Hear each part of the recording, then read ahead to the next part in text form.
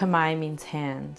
So if you break it down, Kamayan is eating at a communal table without utensils.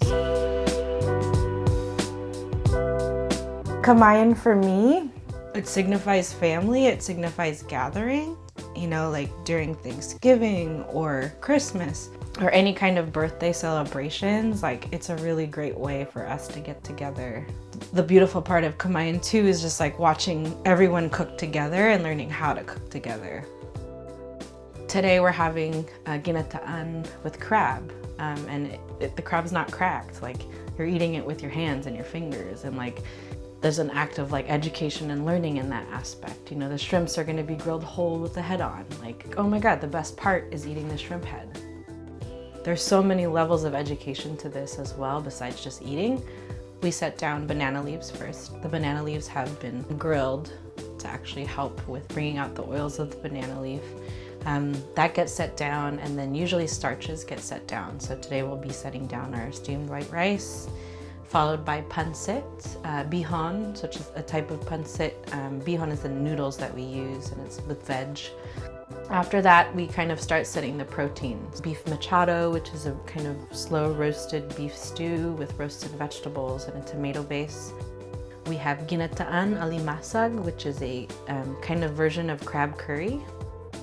From there, we have Filipino barbecue chicken. The thing at the very end are like the grilled vegetables and the fruits, and then we'll finish with the sauces. And then it's time to eat. The beautiful part too of Kamayan is how visually beautiful and stunning this setup can be. You know, like you've got all these things on the middle of a banana leaf, but everything has its place. Everything has color. I cook a lot, and my team cooks a lot with color to make it also just like an added part to what you're eating. Very seasonal.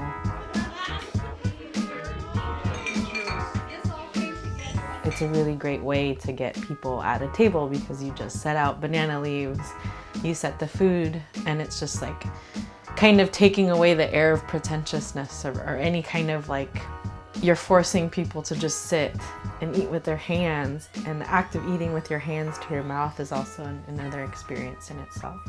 So with Kamayan, there's a part that's really beautiful because the person next to you is passing you the food for you to eat yourself with their hands.